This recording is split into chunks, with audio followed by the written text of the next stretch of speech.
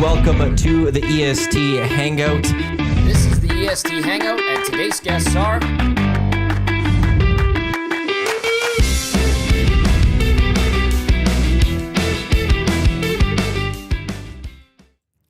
Welcome to the EST Hangout, presented by Sentinel Storage. Tom Gazzola, McCourt, Jolene Latimer inside the EST studios. I'm learning, you guys. I'm learning. You're getting it. You're doing just fine. Yeah. Although the intro didn't have quite the excitement that Awanik does. Yeah, that's true. He comes out firing. He's like, great afternoon, good morning, all that stuff. He's right here. Matthew is going to be a busy boy. He's hosting EST Afternoons. He's overseeing me handling the technical side of everything. Well, welcome to the Hangout. We're going to have a lot of fun. Of course, Jolene, we haven't had you in for a little while. Murray looking good, as usual. I like this. What are we calling these pants? Salmon? No, they're not salmon. I don't know. What color would you call these pants? They're like a blushing salmon. A blushing salmon? A rosé, if you will. Yeah. You know, I almost didn't wear I have a very structured closet, and I have 33 pairs of pants that I wear to like work type pants. Yeah. And they're all in order in my closet. I start on this side and I go to that side and then I start back on this side again. And these were the pants that just came up and I'm like, all right. I think that says a lot about your personality. Does it? The fact that you've counted how many pants you have, first of all, 33, that's such an exact number. Yes. Does this include sweatpants or this is just No, work this is just work pants. It doesn't include jeans, and I'm not really a sweatpant kind of guy though. Not at all shocked. Yeah. I was going to say, do you even have sweats? No. When you get home and you want to watch TV, do you watch them in your salmon pants? Like you don't change when you get home? No, PG show. I in my underwear. Yeah. Okay. I'll keep the You're not shirt gonna wear on, but my pants in pants your will own come home, off. for God's sakes. Yeah, you don't Yeah. need to wear pants in your own house, do you? I wear shorts. You wear I shorts. have around very the house? comfortable like gym shorts that I just wear around the house. Wear a sweatsuit. You wear a sweatsuit. sweatsuit? Yeah, like a every- matching one. Yeah. Oh Yeah. my goodness. I've recently acquired sweatsuits that are like nice ones that I'm like, yeah, I'll wear this. Yeah. And our building guy one day saw me wearing like a matching sweatsuit, like an Adidas one. He's like, oh, isn't that nice that you're wearing a matching sweatsuit? I'm like, what's the problem here? You dressed up to get the mail. yeah, Yeah. exactly. Like I'm going across the street. It's bad enough I'm wearing sweats. Exactly. If I need to be seen, it may as well be like, quote unquote, nice. Yeah. Well, I don't. That's what I don't understand about a lot of people these days, though. Like, if you're going out in public, like, you should maybe look in the mirror before you go out. And They don't. I know it's like you go out in public looking like that. Are you kidding me? Like, I've been on both sides of this. I've been like the sloppiest person in public. really? And then I've like recently started to get a little bit of shame, and I'm like, I gotta look in the mirror before I go out. Like you said, like As it we dive matters. into this, because this is a topic I'm big time a fan of. yes. You can text us 780-218-9999. You can get to the nasty chat as well. Marie McCourt from the VIP Golf Show, of course, and the Ranch Golf and Country Club. Jolene Latimer, Emmy Award Thank winning you. sports Thank you. journ't. Yeah. Round of I'm clicks, terrible like at a polite clicking, golf but clap. I can- Yeah, there we go. There I we can do go. the golf clap. Yes. That's new. Well, We're I gonna have talk. I have won something finally. Somebody recognizes me. You won an Emmy. We're Yeah. gonna have to talk about Okay, that. we But will. let's finish this thought on the appropriate clothing thing, because like Murray's looking good with the salmon. A very fall feel today, right? Like a Yeah. little bit chillier. First day of fall. First day Is of it the fall. first day of Yes, fall? Two o'clock. exactly. It becomes fall. Because that really like worked like clockwork. Because yesterday was the first day it was cold enough in my house that I thought, should I turn on the fireplace or should I turn even on the furnace? But I didn't turn the furnace on. But then it's fall, so that makes complete sense. Yeah. So we've reached that. Like preseason hockey has begun. Football is winding up. It's going into playoff time just about for the CFL. Obviously, the NFL has kicked off for a few weeks in. CIS, youth sports going, as well as NCAA. So it's fall. Like it's that time of year. It really is. Okay, let's hit on this thing. Air travel and the way people dress, to me, is disgusting. I totally agree on this. So even though I have gone grocery shopping, looking a little bit sloppy, for sure air travel. I don't know like how people wear pajamas to the airport It's or awful. whatever it is. Like, it just doesn't. For one, it doesn't feel good. Like I feel like walking out of the house being put together. You feel better. Right. Look But good, two- feel good, play good, all that stuff, right? Exactly. But also when you're at the airport, like when things go wrong, you want to be looking a little bit better so you can deal with professionals. Like that's always my thing. Yeah. If I miss a flight or if like there's something, I'm gonna have to be having a lot of conversations, and I want to just look put together when I'm having those conversations. Right. That's why I make sure I look, and customs too. I don't want to go through customs looking sloppy. And I'll add this too on top of that. Like, you will be judged by 100%. customs people, by the desk agents, by the airport staff on how you present yourself. And like, sometimes I'm going to just say it. Like, I've seen instances, not just here, but in other airports around North America, where people who do not look put together, or probably aren't put together, they seem to have a tough time, and they don't get any benefit of the doubt because they look sloppy. Well, what happens? You never know who you're going to bump into. That's That true too. too. Like, what happens Now if, there's more and more people who, if I bump into them, I want to be looking good. right, and potential, I mean, job opportunities that could, like, you just never know who you're going to meet, or like people that can help, want to buy something from your business, or people that could give you job opportunities or business opportunities or whatever, and you're dressed like, no, like it's just not good. I know. And like, listen, I know like athleisure is big, and you can do good stuff with athleisure. Your pants are kind of athleisure. A little bit, yeah. But like, Fancy joggers. they're fancy joggers, whatever. Yeah. But like, if you're wearing sweatpants that you've been wearing for a week straight every day at home, and they probably smell rank, and you're going up to a gate agent and you're saying, "Could I get this?" They're probably not looking at you and being like, "I'm going to help this." They're like, "Oh my God, this person probably has BO." Right. You're like another person to deal with. Yes, exactly. And that's it's perception. You know, it's not always, perception isn't always the truth, but it's a thing. It's a thing. Anyway. So what I do now, because like I am a person who errs on the side of not wanting to put too much effort in. So I have a like nice sloppy look, basically, which you can do with the style now. So I wear like a trench coat because that always looks good. Doesn't matter really what you have. Women underneath can it. pull off the trench coat. Yeah. Yeah. And then I wear like a collegiate ball cap. I was going to ask you if you're that look is a cap, because I think women look cute in Yeah, caps. I like It's wearing, like I like a wearing good look. a hat. I always wear a hat like on my spare time. So collegiate ball cap, trench coat, black pants, you're good to go. Yeah. Yeah. It's Agreed. not that hard. You don't have to like spend hours on this. No. Yeah. That is fair. That is very fair. That's a hack. Yes, as they say. exactly. And then like, what about like sweatpants too? And then they're ripped and torn and tattered, and it's just like, oh my goodness, like where you come from? Like, I don't You know. just rolled out of somewhere. Yeah. I got stuck in a YouTube rabbit hole, but like TikTok and Instagram. Who takes their shoes off on a plane? Do you know how disgusting that floor is? Do you know how disgusting that floor is? It's people who don't wear socks on planes. Oh my goodness. Or people who wear flip flops and no socks.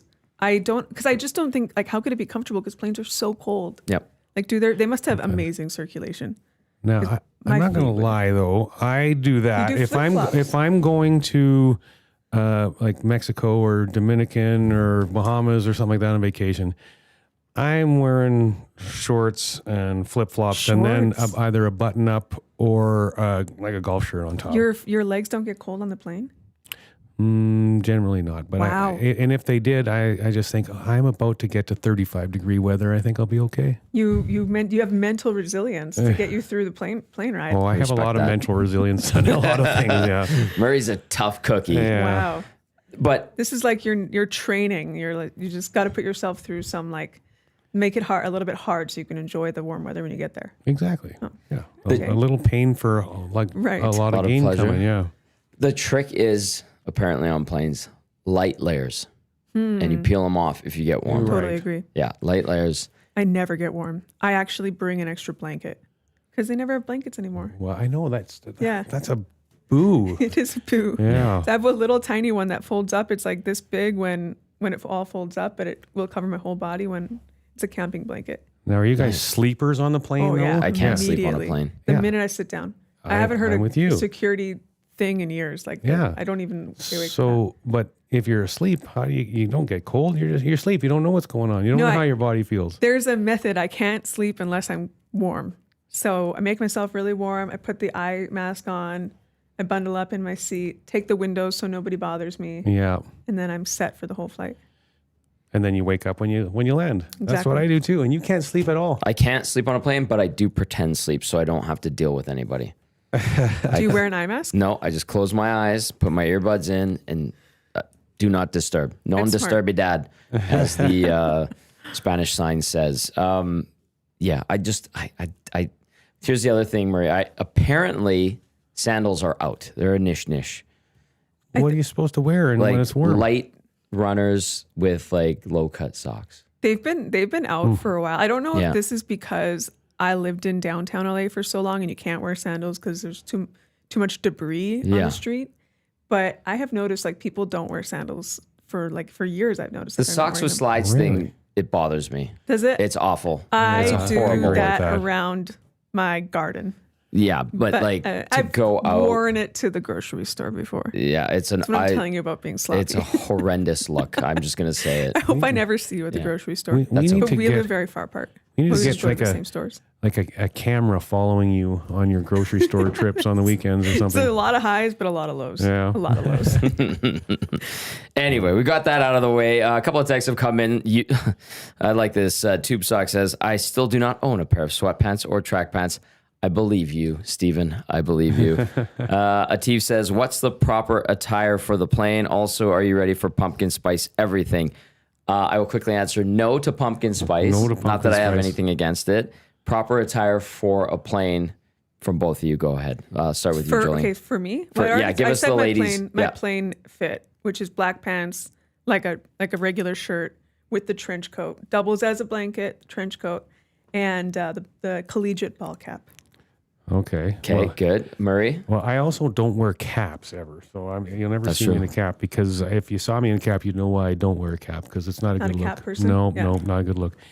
But yeah, basically I dress like I am right now. Yeah. If I'm going to a warm place, yes, I'll have shorts and then a nice shirt on. But normally I just dress like this and are good. Maybe jeans if it's a more casual trip. Yeah. Maybe jeans and a button up or jeans and a golf shirt. Yeah, which is Yeah. that's fine. That's adequate. Yeah. I'm laughing already because I read this text from Dylan in the inbox 780-218-9999. Says next week I'm flying to South Africa, a 9-hour flight, 2-hour layover, then 11-hour flight. Should I wear a suit? Yes. Go ahead. But like, Bring back the golden age of air travel. yeah, like you get the like reaction like that. It's like, no, you don't have to wear a suit, but like wear something comfortable, but don't look like you just rolled out of your house and were playing with your dog for 5 hours. Yeah. Like what you're wearing now, that would be a good plane. fit. Yeah, Yeah, that's super comfortable. comfy. Yeah, and it like comes off as okay. Yeah. Like, Yeah. yeah. I know a lot of people though that say they always wear a sport coat on a plane. Just Do they fly first class business? no. Oh, because if you're flying up front, then I think you do need to look a little bit nicer. Yeah, I'll look the part. Yeah, Yes, because people are traveling for work. It's a lot of people traveling. For work. Yeah, So I think you have to kind of like fit in. yeah. I've never flown first class. It's ever. nice. Is it? Oh yeah. I should try it one day. I've never paid for it, but every time I've received it, it's been a true treasure. Yeah, I The bet. cups are glass, made of glass. You get can- the yeah. snacks and the treatment and the have towel and that. People Except- coming through I had a flight to, this was for World Track and Field Championships in 2019 or 18 or whatever. They were in Doha. Where's and that? Oh. Qatar. Yeah. It was before the World Cup, so it was Okay. like testing out the venues. And I flew both ways in Q Suite with Qatar Airlines, which is incredible. First time on the way there was a separate like little area in the plane that had a full bar, like a stand-up bar, and like This is a 2-level plane. bar seating. No, it wasn't. It was just like maybe that was on the second level. Can't That would be remember cool. now. Yeah. So it was just like a little area of the plane where like people could mix and mingle and like go to the bar. And then on the way back, it was Q Suite again, but it was a different plane. So I had my own little suite basically. Like it had walls and a bed that like laid flat. I would love that. And a menu and a like stewardess who came by like every half hour to see what I needed. It was incredible. It was like a vacation. Like I didn't want it to end. But you sleep on the plane, so I know. And like that was actually presented like such a conundrum for me because I was like, do I sleep? Because this will be the best plane sleep. yes, Or- ever, especially with a bed. Exactly. Yeah. Exactly. Or do I enjoy this? Because this is like a vacation. Like Yeah, someone's vacation catering on to a me. plane, yeah. Yeah. If the flight attendant came out to me and said, "Do I need anything?" It was just a kiss on the forehead to kiss me goodnight. Oh And a my glass of gosh. warm milk. Yeah, just tuck me in. Yeah. I'm good to go. It's gonna be a long flight. Yeah. Okay, I like this. This topic always brings up good texts. Ranger Nick says, "That's a gift from God. If you can fall asleep on a plane, I hate flying. I can't sleep on a plane. It's just I don't, like the movement and the sense of all the things going around. But I can close my eyes, listen to my music, or watch a movie, and just kind of be in that mode where it's like, hey, leave this guy alone. He's fine." Well, and you Try wearing an eye mask. I think it might help. It's just That's sensory. diva status. No, but like if you get like a weighted one and it just kind of like takes you out of the moment. I need to get a weighted one. It's on my Christmas list. A weighted eye mask. Eye mask. You already have your Christmas list done? Yeah, and we've already drawn names in my family. Oh my goodness. And I already have like the list for my person kind of like worked out. And then I have my list, but no one's asked me yet. So I'm just waiting for that person to But ask you have me. it. You just, I got it ready. Yeah, I'm ready whenever you want. Printed, laminated, ready to go. Yeah. Here you go. Well, what I just do is when my wife talks and she says, "Oh, I'd really need one of these," or "I really need one of these," I have a notes section in my phone. I just bring out my phone, type that in. No, okay. Yeah. Next time it's a gift occasion, I just look in my notes and okay, she says she wants this. Okay, so I can just check them off, go buy them all, and away Those we are go. the best gifts. Those are thoughtful gifts. That's a hack. Yes. Yeah. Yeah, you got. You But do you got to listen. listen. You got to listen. Exactly. You must be a really good gift giver. I would like to think so. Yeah. Yeah. I always like when someone like actually remembers that I said something. Yeah. And I typically will make sure that every single thing on the list is purchased too that See, I come up with. You Yeah. care. You're Yeah. good. I bet you're like a 10 out of 10 gift giver. Well, Yeah. we could text Sounds- my wife and yeah. ask her. I think she might agree with that. Yeah. She like is that. too. That's how to do it. Do you know what the Jilly box is for women? Yes, I do. Okay. Are you addicted to that? I know because I don't like having too many things in the house. Okay. But I know a lot of people who like the Jilly yeah. box. What is that? My wife, Jillian Anderson. Yeah. Harris. Or Harris, sorry. Yeah. She has this thing called a Jilly box, and it's all things from Canada. And she puts them in a box. You get there, do 4 years, spring, summer, fall, and winter, and you sign up for it. And it's like a big deal. Like you don't always get it. They make it so it's not necessarily the easiest thing in the world to get. And so my wife is completely obsessed with it, and she sees what's coming. And she's, "Oh my God, can't wait for this box. Look at everything that's in this box." So we talk about a good gift giver. I'm obsessed with that, and I actually looked for a male version of it just because I would get it, and then I couldn't find one. So then I actually started thinking, okay, I'm going to start my own company and do this man box or whatever, box. right? Then I decided, okay, that's going to be a lot of work, and I don't have her name behind me to market it and whatnot. But gift giving last year on my birthday, she did a Murray box for me. And she found all these items and made a box for me, like she gets to open the Jilly box. And Wow, that's so sweet. yeah, That's so thoughtful. that was amazing. That was one of the best gifts ever. I mean, not that everything in the box was like, oh wow, but it was just such She a cool actually gift. realized that you had some FOMO about her Jilly box, and she made you your own Murray box. What was the best item in it? Oh geez, maybe there was some. Typically, I'm a cheap guy when it comes to shaving cream. I just use the cheapest of the cheap. It has some really fancy high-end shaving cream on it, and like when you shave, it's just like, ooh, and then it just how nice Like it feels butter. after. And it's like, yeah, so upgraded shaving cream. That might be one that I recall for sure. It makes a big difference. Those like daily little luxuries that you would never buy, but that like actually every time you use it, you're like, oh my God, this is so nice. Mm-hmm. You know? Oh, I just thought of another one. There was a Canadian-made protein powder in there, and I typically use the protein powder at Costco. And it's just like, this was like unbelievably good. I used delicious. the one at Costco. Yeah, I mean it's cheap. Yeah, and I know. it's good, but boy, this Canadian one that she got. So we have one more big bag left of it because by Costco, like they're big bags, and Yeah. a lot of protein gets consumed in our house, and so we finally are on our last bag, and then we're going to switch to this that was in the Murray box that she made because it's that good. Yeah. I have to say, you guys are cute. That's Yeah, I this love all that. sounds like. That's very adorable. I hope this love finds me one day. Yeah. It took me a long time to find it, and an awfully terrible first try at it with the wrong person. But yeah, when you find the right person, yeah, it's good. Life's good. Well done. Yeah. I will add one thing about the gifts. Shout out to my family who completely tricked me and had me for a fool for like a couple months. My parents and brothers pitched in and got me a PS5, and we went out for dinner. My brother and my mom flew to Europe yesterday, and my dad's going to meet up with them in a couple weeks, and my other brother's going to Japan. So this is our last like gathering before Christmas. Before Christmas? Yeah, Isn't it your birthday soon too? something like that. Okay. It might be tomorrow. Okay. Yeah. Anyway, so we go for dinner, and then I was like, well, let's go here we went to Bianco. They're like, where do you want to go? I'm like, Bianco. I haven't been there in forever. Let's go. Phenomenal. I love it. It's my favorite Italian place right now. Shout out Cafe Amore. Also really like that. But we went to Bianco. Then I'm like, okay, let's go to Bar Henry. I want to show you guys Bar Henry. So we go to Bar Henry, had a quick drink there, and then we're walking back. They're like, let's go to your place and have a drink at your place. I'm like, fine, whatever. And we stop in at Honey Honey. Shout out to Scott at Honey Honey. Have a quick shot there. And my brother's walking around with this big box and a bottle of wine. And he's like, what are we doing? I'm like, just come here for a shot really quick. And then we go into the place, and they're like, hey, open up your gift. And it's a PlayStation 5. And I was like, you buggers. Like, I was just going to go buy one. Wow. I had it, like, I found one at Costco. Yeah. That came with an extra controller. You get the good bundle at Costco.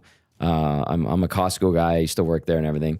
And my brother Mike kept saying, no, there's a sale coming up at the end of the month, the last weekend of September. Just wait for that one. Because he's like a very big video game dork. And I was like, okay, I'll just wait for it. And then I took him for lunch in Calgary on Saturday. And I'm like, are you sure this sale's happening? Because like, I can just go to Costco and get this thing. He's like, I swear to God, just wait and get it at Costco.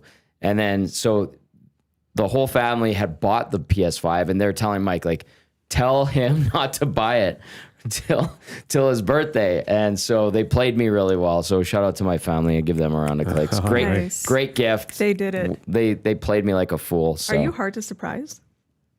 I don't know. Like, do they normally have to pull tricks on you like this? No, this is the first time they pulled a coup like that on me, and I was very impressed with them, actually. Yeah, that's a great gift. Yeah. Perfect. And we fired it up, and my dad was like trying to play PS5, and he last system he ever played was like Super Nintendo, so it was fun. Yeah, Also, the last system I played, I think, or N64. I'm not a gamer at all. I love it. Yeah, not into that stuff. I love it. I got to call you out on your Italian place, though. Have you not eaten at Vivo? I have eaten at Vivo. I do like Vivo. Is it Greg over at Vivo? He's Greg excellent. passed away. No. Oh, I didn't know that. Yeah, 2 months ago, maybe. Oh man, that's Yeah. awful. I'm sorry to hear that. Yeah. I do like Vivo, but I prefer Bianco. We could have been friends. I are thought we friends. were friends, but my God. But then there's also like, oh God, what's the other Have one? you eaten at Vivo? I have not. Vivo's But I don't great. go for Italian food very often. Oh, Like once a year, maybe. what's your go-to? I'm more on like the Asian food side of things if I'm gonna get anything. The Asian. Yeah. So sushi? or like Thai food or pho.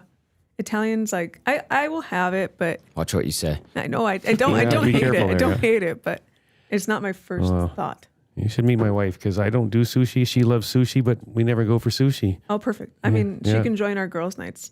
Oh, Because she girls' would nights love are, that. we usually do sushi. And wine? Yeah, of course. Oh. Yeah. Oh, yeah. Vivo Sorrentinos are very good. I just will say. And we go to Sorrentinos in St. Albert a lot. Yeah. But I love the vibe at Bianco. It's Vivo's right there off for the me. charts. It's off I the know charts. Vivo is great.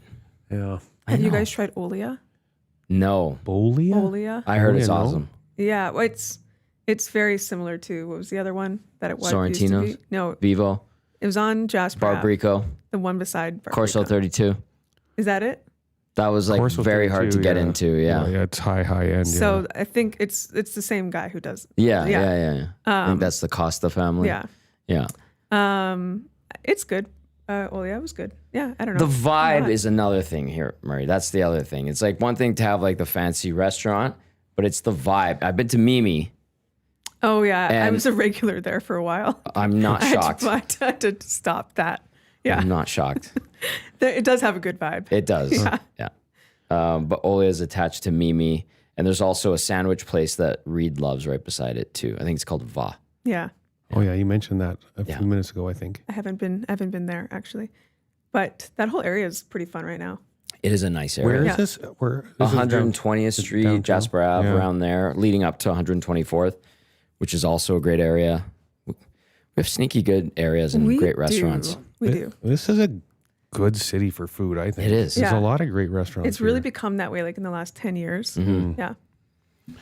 So there's that. Yeah. Okay, let's get into what do we got here? Let's see. Hangout headlines brought to you by the Ranch Golf and Country Club. Oh, There where's you that go. place? I know a guy over there. You do? Yeah, he Should does introduce a me radio to him show on our someday. station or something like that. yeah. How many weeks left in the season? We close October 19th. Okay. Yeah, so a few more weeks. And we're busy with tournaments this week, and then after this week it's like put our feet up and count down the days until we close. Although I'm not ready to close. I know. It's just flies by so fast. Time does. Just slow down time and need to enjoy it more. What does the off season look like for you? Well, I still work every day during the week, but not for very long. Typically, maybe 10 to 3-ish. I would go to work Monday through Friday. But I'm a big workout junkie, so I started today because I didn't need to be at work early. I've been working out for a while, but in the off season, I work out 2 hours a day in the morning, and so I've already worked out 2 hours today. Wow. You get up at like 5, right? 4:30. Oh my goodness, Murray. Yeah. Meat says, shout out to Murray. He played in the Cascade Aquatech golf tourney on Thursday at the ranch. The course was in great shape and the staff was great. Also, those salmon pants are fire. Oh, So there you go. love Part it. of Hangout Appreciate headlines. that. Glad you enjoyed your day, sir. Baggio, no surprise, says, Tommy, anything by Daniel Costa. Yeah, he's pretty good. I think he did the menu for Red Star as well. Oh, interesting. Yeah. Did it recently get renovated? Was it recently renovated? I don't know. I like Red Star. It's kind Okay, of what, I don't know that There's- restaurant. Red Star, and then right beside is the Bower. And Bower's like kind of cool, like underground hip kind of club. And then Red Star has food and drinks, more of a bar type of thing. And they're attached to one another. Okay, so I'm going to assume you're a downtown girl too then? No, I No. live by White Ave actually. By White Yeah. Ave, okay. But I feel like a lot of people are going out downtown. Yeah. It's been White busy. Ave. Yeah. Some of these newer restaurants that you guys are, or at least I feel like they're newer. Like Jess and I have a 7-year-old, as you know, and so when you have a kid, that dining out doesn't happen very often. True. So it's changed for us a lot. So we don't get to go out to all these restaurants that we love to try and whatnot as we used to. So. You know, not that I'm wanting to will away time. I was just saying time needs to slow down. But when Luke's a little older and can stay home on his own, Jess and I will be. Get back into the scene. We have decided one night a month, date night. I love that. And we're going to rotate who plans it each month. So We have recommendations. It'll be, I'm Yeah, hearing that. yeah. I'm Yeah. hearing If you that. need- If you need any advice for the hot spots, Tom knows more of them than I know. No, you know more. You're the one who tells me. I'm like, I've never You heard seem of that. like you're pretty dialed in too. Yeah, though. she's dialed in. I got to get back on my game because I feel like I took the summer off and so many new places are springing up. Yeah. You got to really stay on it. Yeah. Yeah. And well, just because we haven't been out so much, I feel like we would just have some of our old go-tos that, you know, we kind of talk about like Braven. We love Braven downtown. And so we're talking about if we want to go out for a really fancy dinner, Braven's probably going to be high on the list. But, you know, listening to you guys Triolia. talk, there's... Yeah. Oli is a good one. Yeah. For a date night, I'm probably going to pronounce this wrong, but La Petite Isa or Isa, is it? I haven't even heard of that. Oh, okay. You know what? It's really cute. Okay. It is really cute. And like we... that spot. Okay. My wife's French, like French. Oh. And so I was so pumped when I found this place, and Luke was away camping with a friend for a couple nights. So I picked 3 restaurants, different restaurants that bang, bang, bang. We hit them up. And we went to La Petite Isa, and I was so disappointed. I was my expectations were through the roof. They did have good wine, but It's I the don't know. vibe inside that I like. with that like multicolored light Yeah. thing. Like it's like a big Tiffany light almost. Yeah. Yeah. Okay, not that one. Yeah. Okay, We're not- you know what's a funky one that you guys might like? Foo's Repair Shop. Yes. That's a neat That's spot. a great suggestion. Yeah. Yeah. Food. What kind of food is that? Asian. Asian, it's great. Asian fusion. Yeah. Asian fusion. Okay. Yeah, it's really good. It's all sharing. Oh, So that's fun. yeah. I started a relationship in that restaurant. Our I first ended date. one. It crashed and burned 2 months later, but You've She had a loved lot it. of those kind of relationships. yeah, I so, have. Yeah. Yeah, I have. My family ran into my ex twice in the last week. Same one. Yeah. Oh, Yeah. nice. Oddly enough, she's lovely, but Yeah, but you have a parade of exes though. yeah, I you, know. You can't I know. I was not being run mocked into for one. that. Yeah. Like, Tom does Tom. I just do me. Yeah. Yeah, but I think Olia Foos is a good that's a great suggestion. one. Try What's Red that? Star if you There's want. that new one, Love Song Farm. Is that what it's called? It's in the Oliver Exchange area. See Yeah. that area? Like That- I haven't been to Saint Anejo. I'd like to go there. Oliver area is so cute. Yeah. Like, I love it there. Like, well, so you know where the exchange is with like. Yeah, Reed those- lives Just around right there. He there. likes to Yeah. go there. It's in that building, I think. That's a It has neat a building. rooftop. That's cool. See, Yeah. we need more rooftop patios in our city. Totally agree. We really We got to do. make the most of our summer. Yes, exactly. Yeah. There's also, there's a really cute new Made by Marcus. I think it's new. I don't understand the craze. I'm I with you really on don't that. get it. I'm with you. I'm like, what is? It's just so cute that I wanted to get an ice cream there, which I did on Friday night. But I was also thinking like, that's all they sell is ice cream. Like, but there's actually like a lot of like just ice cream places, Yeah. which is weird because it's cold for so much of the year. Like, but it's very cute. It's on 99th Street by the Columbian, in like Mill Creek area. Oh, okay. Yeah. Okay. Yeah, that's more towards where if you're around White Ave. Yeah. And what's your go-to ice cream then? Well, I don't eat ice cream very often anymore, so I actually don't have a go-to. For a while, I was obsessed with the key lime pie ice cream at Kind, but I overdid it with that. Maple walnut, pistachio. Oh, you're a grandma. Yeah, yeah. Jack Michaels one day said, "You have the palate of an 80-year-old woman," and I was like, "I love maple walnut. I love pistachio, butter pecan. Like, Ow. Yeah, I would eat none of those. I love. I don't know I'm why. I picky, just think it's delicious. I love pistachio, but you can't have a full like container of it. It's a lot. Yeah, Yeah. it's really only like a scoop kind of thing. I think I have the palate of a 10-year-old.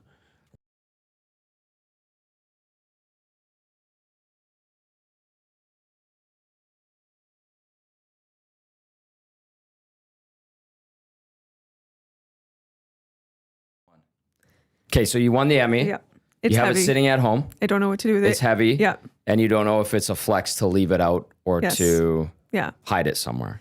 Yeah.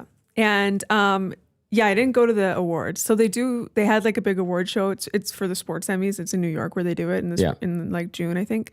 I didn't even know that we were nominated for it. So I didn't find out until we won. And there was a whole chat thread about it in my group text. That's cool. Yeah. So then, when it arrived, I had to order it. And then I just took a bunch of photos. I was like, I'll make myself look special. And I thought you were on a red carpet. I looked Seriously? at those pictures. Oh, and I'm wow. like, what is this? wow, thank you. Yeah. Well Ah. done. Thank you, Matthew. Yeah. So now I'm an Emmy Award winner, which feels good. It Yeah. feels like no one can take that away from me. No, you're a 'Cause- resume builder. You would hope. It's just, despite that, I don't know how much it does to open doors, but yeah, but it's nice because I work really, really hard and almost all the time I'm like, is what I'm doing even good? Like, I don't know. Well, I guess now you know it is. Now I know at least one thing was good. One thing at least. Yeah. So yeah, we'll figure out what to do with it. I got also with it, you get like a little plaque and then a certificate. So I gave the certificate to my parents. And then the plaque, I don't know, I'm not going to put the plaque up. That's overkill. Yeah. Oh, yeah. Congratulations, Joe. That you. is so cool. Yeah. We won Radio Station of the Year on the I just saw the Yeah, plaque was it before we got on air. Choice Edmonton, and we got a marketing second place thing. That's awesome. Yeah. How do you win that? Do people vote? We were nominated. It was awesome. Yeah. It was Yeah. like those plaques at the front. Yeah, you got to brag. I mean, hey, That's what, right. We do what we have got to. going on at EST is pretty incredible. It is. We're lucky. Yeah. You guys made a real go of it. This is your first time in our new studios and our new is. offices. What do you think? They're so fancy and special. Like thank this you. little setup that you got here and the lighting, you got some real lighting now. We had real lighting. These are literally from the old place. Okay, the lights were so far away at the old place that like I don't feel like they did anything.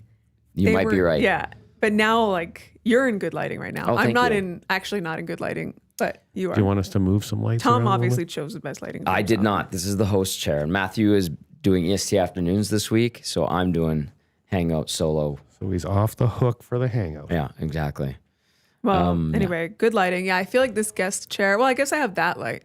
Yeah, and that's that right one. on me. Yeah. Yeah. It's still a work in progress. Makes a big difference. Yeah. Yeah.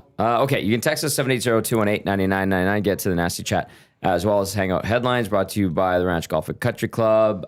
Big changes coming in the CFL, 11 o'clock our time. I know you're dialed in. I know what's coming up. You know? I may have been given the heads up a while ago. Okay.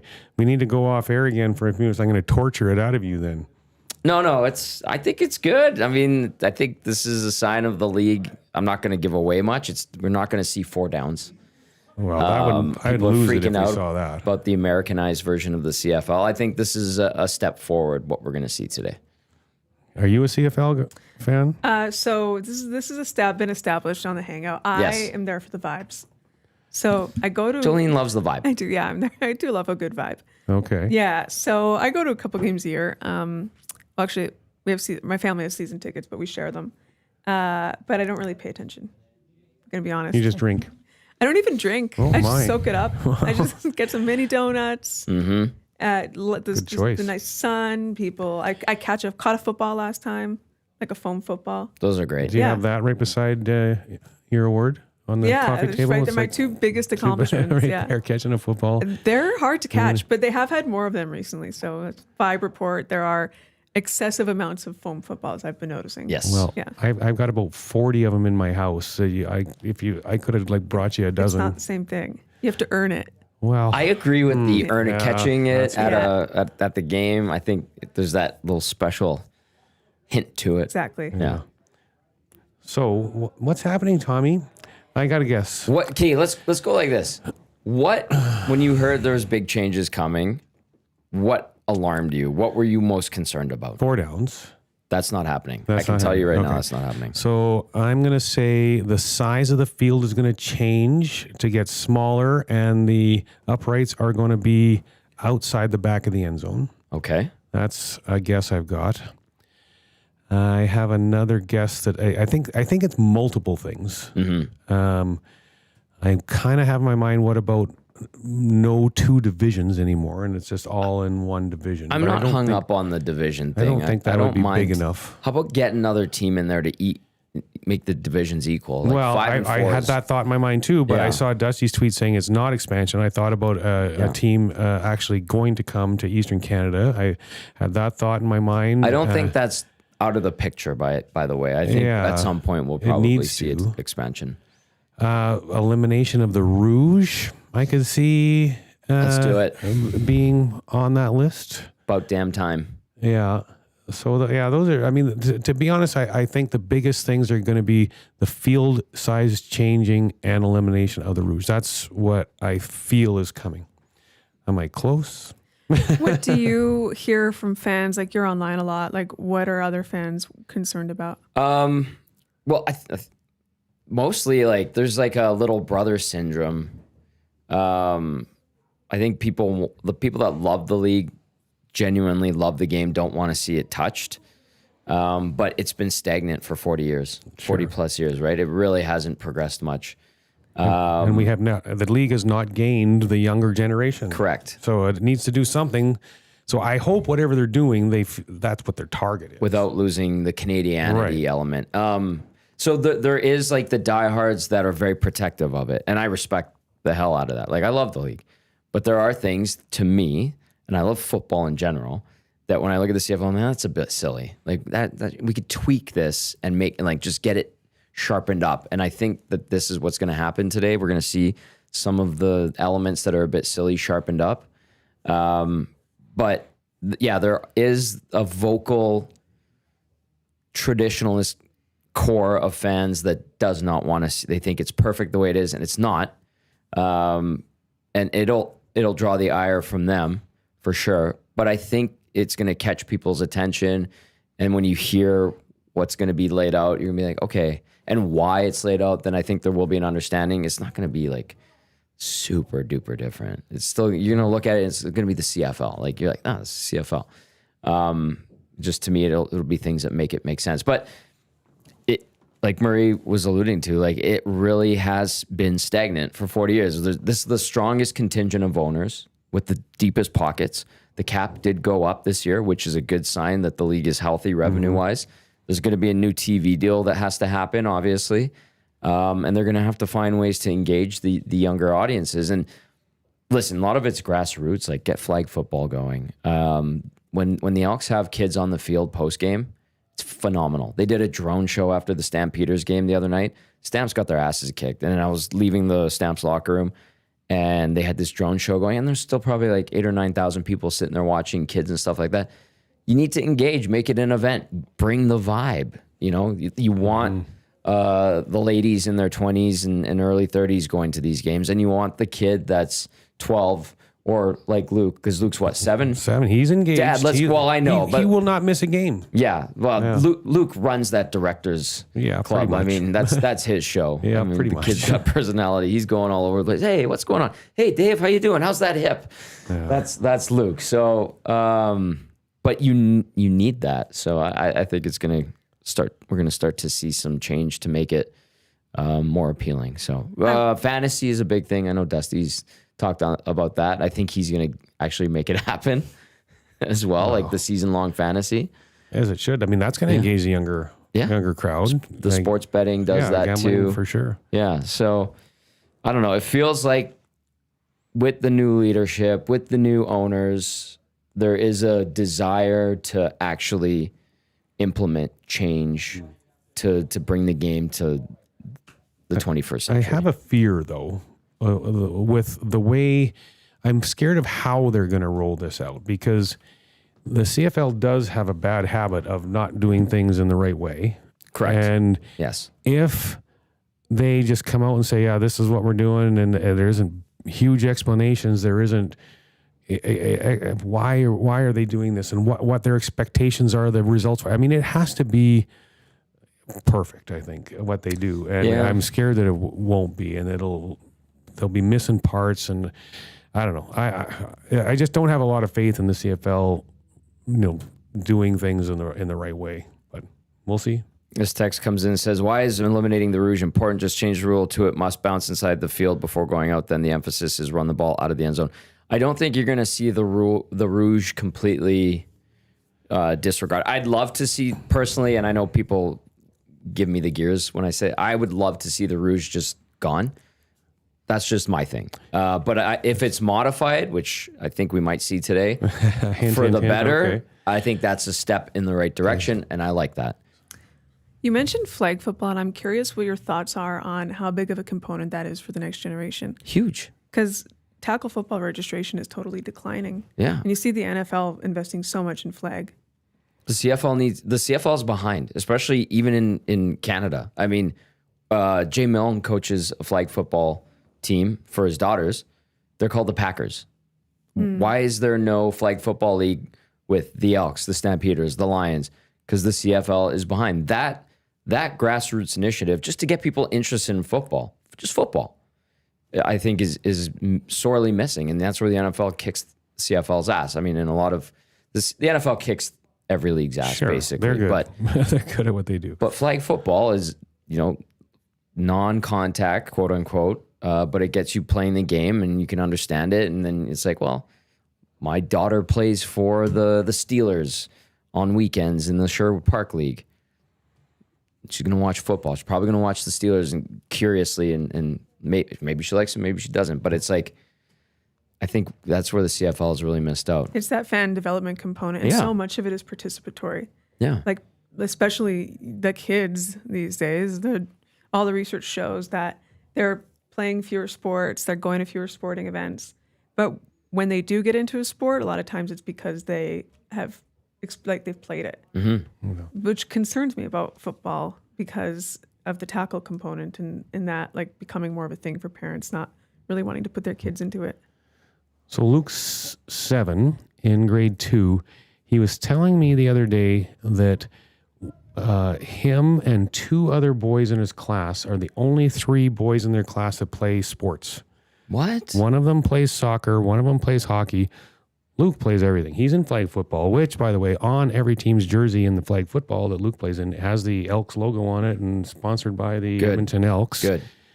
So he plays flag football. He plays ball hockey. He doesn't play real hockey because the ice is too slippery and he doesn't want to fall and hurt himself. But he's played basketball. He's played soccer. He signed up for baseball, but then and was playing baseball. But then the time got switched, so it competed against football, and he chose football. I mean, he's doing it all, and he loves it. I mean, it's hard on us as parents a little bit because, I mean, it's 3 or 4 or 5 nights a week of something going on, whether it's games or practices and whatnot. We only have 1 kid. If you have 2 or 3 that are active in all the sports, my goodness gracious. But yeah, I agree. And I think kids learn so much about life in sports and teamwork and working together as a team. And there's so many positive things. Communicate, absolutely. And learning how to win, learning how to lose, and do it in a respectful way. I mean, there's so many positive things about sports that can, benefit them moving forward for the rest of their lives. Do you get a sense from other parents in his age group why they're not enrolling their kids in sports? I don't really. Are they on their phone, the tablet? Yeah. This is the tablet generation, is it not? Yeah, for sure. Is it too? Because you hear from, like, I've talked to Andrew Ferentz about this. You hear from a lot of kids that there's too much pressure on sports these days. So that's why they don't want to do organized sports. So that's why he started NHL Street, which is just trying to get kids introduced to hockey without all of the equipment and ice time and competition and trying to be technical, just playing politics and all that. Yeah. My take on that and why less people are probably participating is time, because it's some of the sports are a big time commitment. Like Luke's playing football 3 days a week right now, 2 practices and a game each week. So time is one. Money is another one. I mean, you look at the way, I don't feel like the economy's crazy bad in Alberta, and maybe not in Edmonton, but they're saying even in Alberta, it's 8.5% unemployment. Well, so money is probably an issue. Like some of those sports are very expensive, right? So I don't know. Those are some of the factors, I think. But back to one of my favorite sports, curling is a cheap sport for kids. Yeah. It can be. And it's dropping like crazy too. Curling registration? Well, actually, I think it's actually hard to get. For sure in Edmonton, it's hard to get kids into curling. There's hard to find a spot because they're all full. Yeah, because I tried to get my nephew in. Oh, really? Yeah, because I've been pushing it on him, and yeah, the spots fill up really fast. Wow. Yeah. But at least 2 curling clubs have closed in the city in the last couple of years. Right? The Derrick. I think that's the Derrick did too. Oh, wow. Yeah. Yeah. It's expensive to keep a curling club going. Yes. Yeah. The Derrick had to make a decision. Are we getting a new plant, which I guess is a lot of money, or are we going to do something different in this space? And they chose to do something different. Did they flip it into pickleball? That's part of what's going in that space. Yeah. Yeah. Yeah. I mean, it is expensive to upkeep a curling club for sure. But so one of my best friends is Karrick Martin, one of the best his dad is the Wayne Gretzky of curling. And, Kevin Martin is traveling all over the States, and he was just in Switzerland, like getting people into curling and growing the sport. Why is the U.S. Curling Federation and European hiring Kevin Martin to go grow their sport why isn't he being hired here in Canada to do it in Canada? You'd have an answer to this because you're dialed into the curling side of things, and you know the guys that do the Grand Slam of curling, right? Yeah. In Nashville? Yes. Yeah. They're coming to Edmonton in October. Are they doing it at Silent Ice again? Yeah. Apparently that was a great event. Belzy said it was fantastic. I'm going to show up for that one. I'm going to go to that. It's going to be fun. You'll have a good vibe. The vibes will be 100. Okay. Wait. On that note, what they're doing right now with the audiences are really getting into the Grand Slam events, and one thing I love is they've started to show up in like banana suits for like the peel Yeah. Like they've taken that and made it a thing, which I like because it's like finally there's some personality that you're seeing in the crowds, which is really cool. And then they also do this like separate side event called the Grand Slam of Karaoke at all of these. At all events. Yeah, I've all of seen the stops. videos on that. It's Yeah. Curling and partying are They do go synonymous. They do go hand in hand. Absolutely. Briar Patch is a tremendous time. Legendary. I've not been to the Briar. I have been to the Patch, and let me tell you, I had a Important part. great time. The important part. I'm like, this is awesome. That's vibes. Yep. Vibes are 100. Yeah. So I will definitely be at the Nisku event. But I think Kevin's doing something cool, which is he has his podcast. Yes. Yeah, And gets a and- lot of listeners. Yeah, because there's not a lot that it's an underserved market.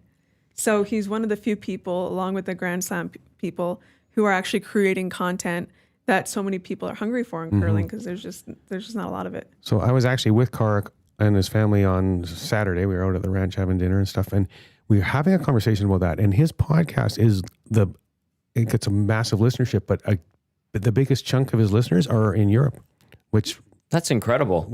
I mean, it surprised me and it didn't. It surprises me that it wouldn't be Asia. I would guess Asia would have the biggest chunk of listeners because curling's totally exploding over there. Yeah, it is. But yeah, so he's saying Switzerland, you said, and He where was else? just in Switzerland like last week. Yeah. And the States, he's in the States all the time, promoting and growing the game and teaching kids clinics and stuff like that. I think that he was just named like official media partner for the World Curling Federation. So they're partnering like directly with him now to Smart. Yeah, he's like their official podcast. Yeah. Yeah. Yeah, Very that's smart. awesome. Okay, Neil texts in says, can you let Jolene know there should be room at the Shamrock? Contact the club. Our good friends Gavin and Angela run the Shamrock Curling Club. And I think Matt at the Garrison, they're getting the curling club going over there. I was there last week. I saw ice going in at Shamrock. They posted on their social media. So Good news. it's kicking up soon. You saw the ice That's where being I did installed. junior curling. Yeah. Well, since you're into curling, I've a question for you. Like, Brad Gushu just announced his retirement. There is going to be a plethora of guys retire at the end of this year once this Olympic rotation is over, like a lot. And what are your takes on that? Like, do you know a lot of the names that are going to be retiring? And like, who's the next big team is going to be for this next run at once Gushu is gone and a lot of others? That's such a good question. Who's the up and coming curling talent that is like the next Gushu? Yeah. You know what? I don't have like a good answer for that. The first name off the top of my head is I would say Botcher. To me, is a very interesting person to watch, but I'm not sure. Yeah. We have to see what's going to happen with him. But I curled with him since not curled with him. That would be we were in junior curling together. He was always like from day one incredible. You just knew that kid was going to go places. Yeah. I was from day one terrible. So, but you loved it. I didn't love it because I was so bad at it. Okay. And having to face him as a 10-year-old was even worse because I was like losing by I mean, there was running out of room on the scoreboard for how many points he would rack up. This was like when we were 10. But I think he's such an interesting person to watch because he has so much passion for the game. He's so good. He's such a great thinker. Like he really understands the game of curling. I don't know what's going to happen with the team situations. Like he hasn't found the right fit for him yet. But he's the person I always come to mind as like, I'm watching to see what's happening with him. So, I mean, that's a question I was asking Karik is like, are background conversations already going on about the future and whatnot? And he's like, yeah, like a little. And I mean, I can have a pretty good speculation on what's going to happen with Botcher. Like Botcher is an Edmonton guy. He curled with Karik for his entire life until, a year and a half ago, two years ago max. And, so he signed this commitment to go curl with Gushu through the Olympics, but he'll be skipping next year. And I would be, nothing's been formalized with this, but I would be stunned if Karik's not with him again. Karik is practicing on his own up here a lot, and because his team's all in Calgary, but Kevin Cooey's going to retire. And so that team is going to change. So I think it'll be Botcher and Karik. and then they'll build from there. I think Brett Gallant is a pretty good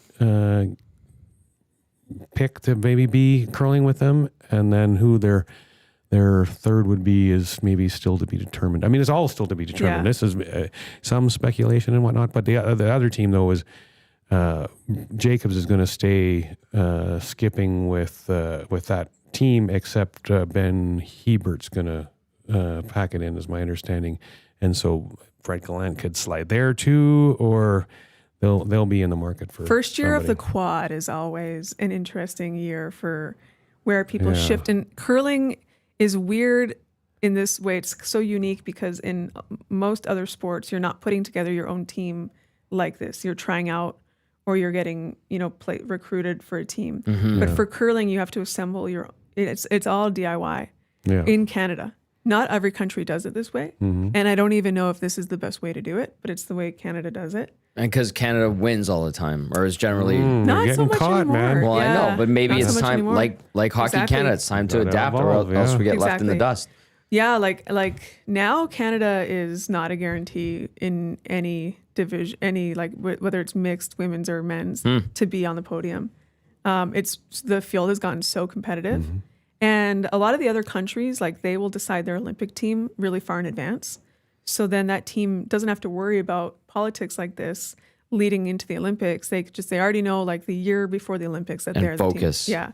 I like that. Yeah. And Smart. Yeah. So Practical. exactly. Here, teams are like they don't know until a couple months before if they're going. When 10 teams, on the men's side, probably 10 different teams have the potential to win. Women, I think there's one. Don't jinx it. Yeah. Do you know Rach? I've interviewed her a couple times. Yeah, because she lives here now too. Yeah. And, yeah. You must see a lot of curlers out at the ranch. Well, because I'm buddies with Karik. I mean, I've been at several birthday parties where lots of curlers are there. But another guy that I'm really good friends and have been for a bazillion years is Brian Mudrick. And so he's into the curling thing. So I met a boatload of curlers at his charity golf tournament up in Boyle before, that I went to. I mean, it doesn't exist I heard anymore. no fun is ever had there. Just a rumor. That's, wow, what a rumor. Yeah, no fun at all. That was, curlers and partying. Yeah. It's a It little does. crazy. Yeah, it is a little bit of a match. Yeah. Yeah. And there's a vibe there at Brian. Vibes are high. Maybe I'll have Vibes were to high, go yeah. out to Boyle. I haven't been to Boyle in a very long time. I used to curl out there when I was in juniors because I had a team that was out there, but haven't been back since. Well, another person you would probably know. Do you know Claire Hanna? Not personally. Oh, Yeah. okay. I thought you might have Yeah. known her. But yeah, because she, as you probably know, was like on the national women's volleyball team. And so part of this tournament in Boyle, her and one of her former teammates, as you got to their hole, they had like a volleyball court set up, and those two would play against like anybody and everybody. Oh, And fun. So people were trying to beat these two. I mean, everyone was hammered too, but yeah, you could have 10 people on the court, and those two would still slaughter them. It was fun to watch, actually. Claire's great. Yeah. Yeah, she's awesome. So, do you curl yourself? No, Okay. but I love it. Like watching I love watching it, and I feel like I know the game well. Like I call the shots in my own mind. I think, Right. well, I think they should do this. Oh, why'd they call that or whatever? But could I go do it? No. Maybe we should get you out for the. Fun Spiel? Yeah. Second annual, it's coming up. I didn't go last year. What was I doing? It wasn't What? in town. What is wrong with What was I doing? Fun Spiel? It'll be back. Wanix, that's the next EST event. We just major. finished up our majors. We had a great time at the SDs Yeah, last it was week. great. And yeah, so we'll get it going in year 3 with the second annual Fun Spiel. And I won Rant of the Year. Holy. Yes, you did. Yeah. Good acceptance speech. I actually thought that I was going to get it last year, but you got me last year, and popped off on that so one. I wasn't sure if I was going to. No, win the or right not this people year. won this year, I think, except for controversy of the year. I have issue with that one. I think the whole battle between Quinn and I. By the way, people have asked if Quinn and I don't like each other. We're very good friends. Yeah. It's a bit of a shtick. My run on the draft has come to an end, unfortunately. Justice has been served. I was relegated, and you will not be seeing me on the draft for a very long time, which is fine. I think it's time for some new blood on there. What was a controversy of the year? Well, you're not supposed to self-promote on social media, your team, because it's supposed to be anonymous. And you're supposed to pick the team up as objectively as possible. And you cheated. I cheated. I flat out did. And then I was warned I would get like a 2% penalty, an added 2% penalty if I cheated again. And I was losing and getting close to relegation. So I blatantly cheated and bumped my number up. And I traded away a 2% penalty to Dustin as well. So I basically nullified 2% of my 4% penalty. And then, I got to the threshold to stay in the draft, but just barely by promoting it on social media. And then this last one, I actually only got 18%. And that's the threshold for relegation. And so I will bow out with grace, even though I am the draft master. The draft master. Yeah.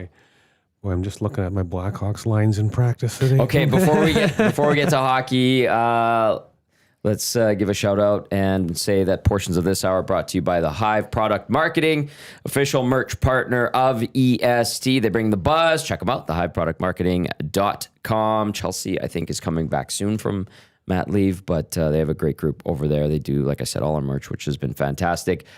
I don't know if we're doing a full merch store this fall. I think Maddie has something different planned for a little bit later. So just for people. He's always planning something, that guy. He's a busy boy. Okay, a couple of texts and we'll get to some hockey talk. Collingwood Rob texting in says problem with youth sports are the adults involved and overall costs. That's a fair point. I agree with parents' involvement. Devin, Texas CFL is going to land another franchise at Toronto and call them the Rough Riders. That's not funny.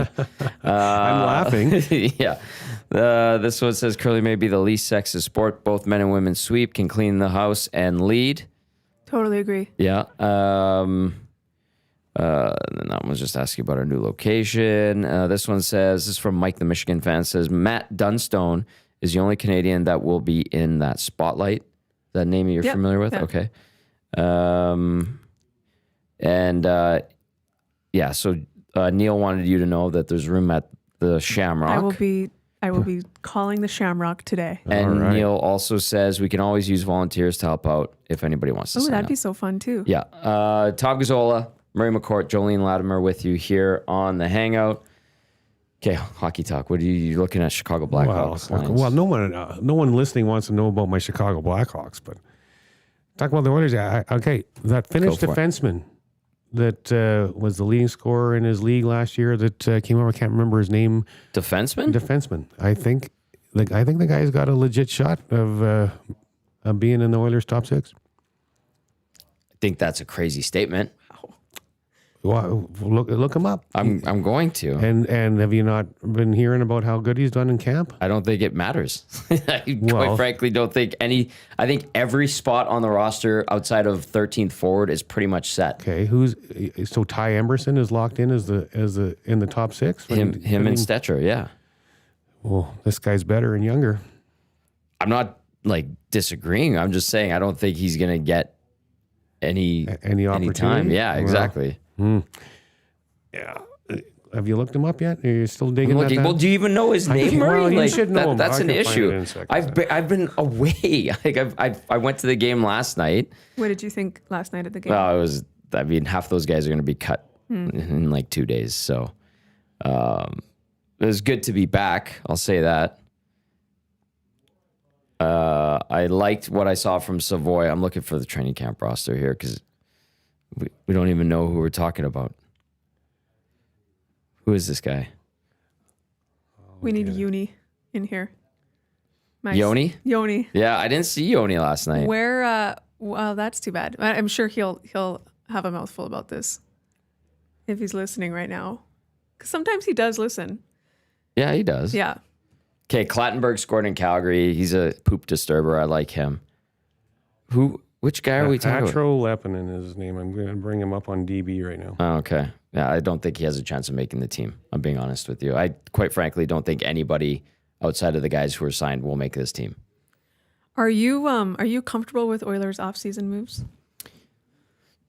Am I comfortable with them? Yes. I don't. Should there have been Doesn't more? affect my day to day.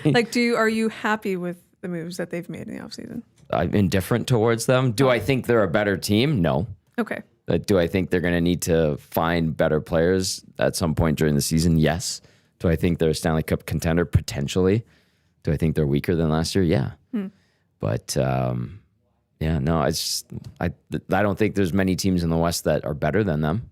I think a lot of the better teams in the West actually got weaker as well. So Interesting. yeah, I think they're going to have a good year. They're going to be a playoff team. It's going to be fine. Okay, Lebanon is 6 feet tall, 182 pounds, 26 years old. Last year, as a D-man, 63 points in 60 games for Sport Bassa. Nice. 21 goals, 42 assists. Boy, he's got some game. I think he's going to be a very good Bakersfield Condor. Well, maybe. Emerson's not that good. They wouldn't even put him on the ice in the playoffs. They started him in the playoffs, Well, and then they and switched him out for Stetcher. Yeah. But Emerson's only played like 100 NHL games. I know. He's a youngster that's gonna still need time. finding his way up. Yeah, like just progress, right? Like Yeah. if they're going to invest in him, they signed him. They obviously think there's something there in the player, and yeah. No, I like Coach Mike says. So no dark horses making the team. No, like if there's somebody out there thinking that there's going to be like Seth Griffith makes the team, you're out of your mind. Well, do you think Ike Howard needs a little seasoning in Bako before he's gonna? Like, He might. he might. I think so too. Yeah, But so then, who takes his spot? Because they had him penciled in pretty high up that lineup. I think. I know. I mean, you have Lazar kicking around, Noah Philp. I'm rooting for. There's a guy I'm rooting for. I want to see Philp crack the roster. Yeah. You a big hockey fan? Jolene covered the team. Yeah, I did. Yeah. The Oilers? For a couple, like the last 2 seasons. Wow. Yeah. Before that, I never really did hockey.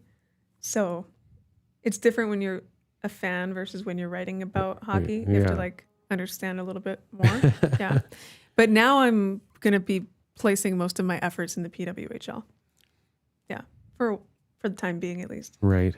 Yeah. That's growing exponentially, isn't it? It is. And I think they're going to they'll probably add 2 new teams next year as well. So they just added 2 for this season. I think they'll add more because they need to get a US TV deal. Yeah. So it's going to be interesting to watch it. So as they grow, I don't know how many teams are going to be in the league now this year.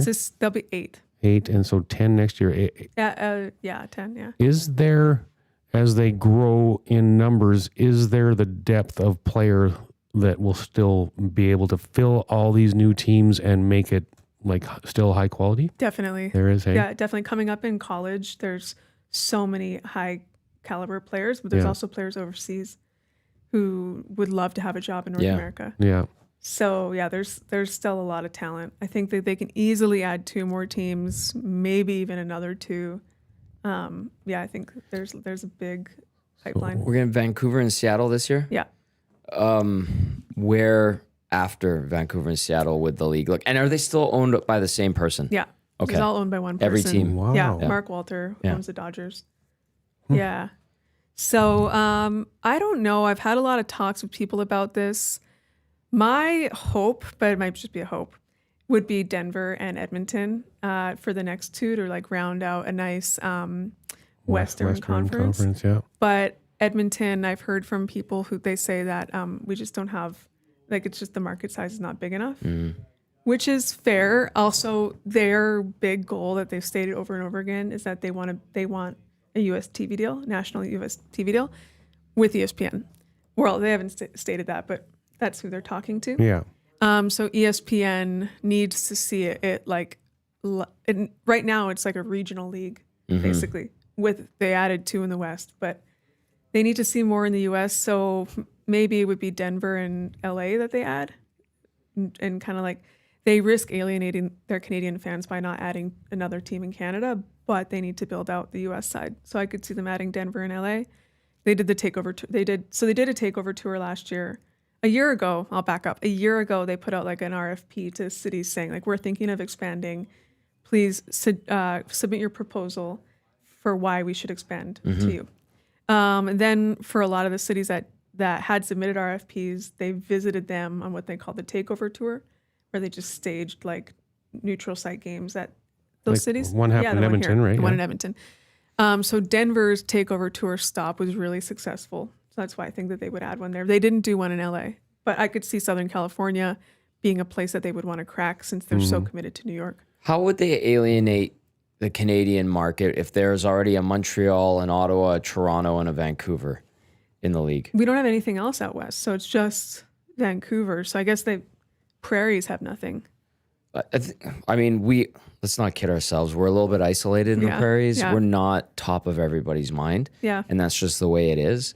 And I know the Prairies, Canada, Calgary and Edmonton, like we do a good job of like getting people's attention. But if they need this TV deal, which is huge for them nationally in the US, Calgary and Edmonton are not going to move the needle. No. On top of the fact, Calgary has a million teams playing out of the crappy Saddle Dome right now.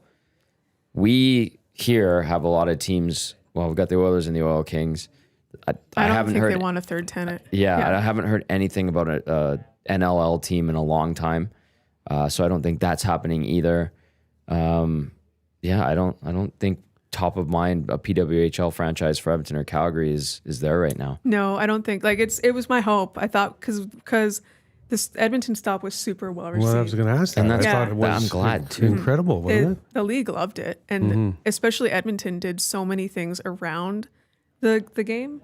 Like we had panels, Q&As, there were brand activations, and then there was a lot of political support.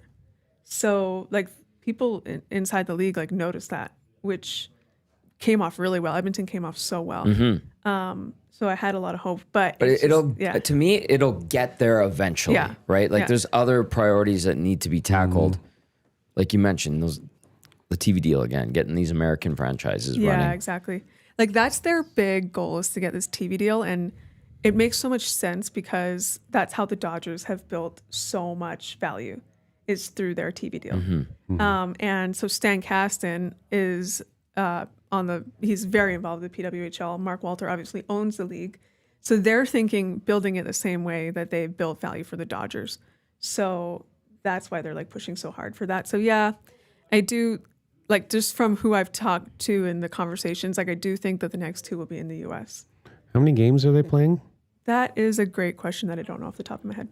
Google's my friend. Yeah. What? Google. That's ancient. Use Perplexity or right. ChatGPT.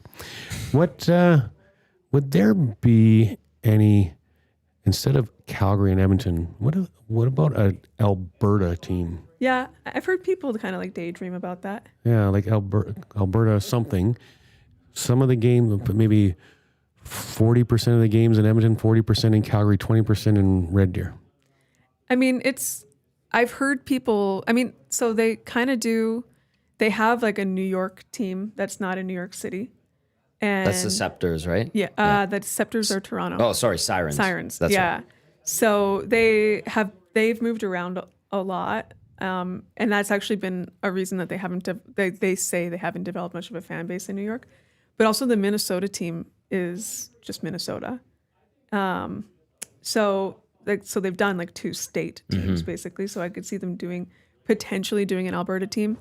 One of their big things that they're super, super intentional about is having the right facilities, which is why they loved Vancouver, because they actually have a practice facility right out the gate, which I just thought was hilarious. Like they got that. The Canucks, that's been like such a conversation for the Canucks for so long. What rink are they playing at in Vancouver? It's like what's it called? So is it BC? I don't know the name. Rogers Arena. Not that one. Okay, they the have other one, the older one. Oh, Pacific Coliseum. Is that Coliseum, it? it Yeah, still I'm pretty exists? that's Well, they it. renovated for the Olympics in 2010. They pumped a bunch of money. And then the Giants moved to Langley, or just outside of Vancouver proper, I believe. They're in one of the suburbs. I could be wrong about this. This is like this is in the back of my head that that's where they're playing. Someone might fact check me and tell me that I'm an idiot and I don't know anything about the league. But Let's look it up. The Nasties will chime in and tell us where they play. They always do. They play... Okay, the Giants did move, but I just want to find what arena they're in. And then remember the Ravens, like the NLL team? Yeah, okay, the Giants are at the Langley Events Center. Okay. Okay, you got the Abbotsford Heat playing in Abbotsford, or the Abbotsford Canucks, pardon me. They used to be the Heat. And then let's see, PWHL Vancouver. Because that arena, like it looks like the Coliseum. The Coliseum was the Coliseum here was based off of the Pacific Coliseum. Interesting. What arena are they in? Well, the other piece to it. Pacific Coliseum. Yeah. Okay. Wow. And they have Sarah Nurse for Vancouver, so I think Right. that actually shocked me that she wasn't. I mean, so for the expansion, they can only protect 3 players to start. I believe it was. And Toronto has such a deep team, and Sarah Nurse kind of had an off year, even though she's like one of the stars of the franchise. They didn't protect her. Do you think it was deliberate? She knew she wasn't going to be protected. Okay. Yeah, because they just only have so much to pick from, and they have a lot of priorities. They have, and she just didn't. She was injured, and but also Boston didn't protect Hillary Knight, which is crazy because she's like captain. Captain of Team USA. So she's in Seattle now. Sarah Nurse is in Vancouver. So I think that actually brings like a lot of interesting star power out west. Mm-hmm. Yeah. Interesting. Yeah. Yeah.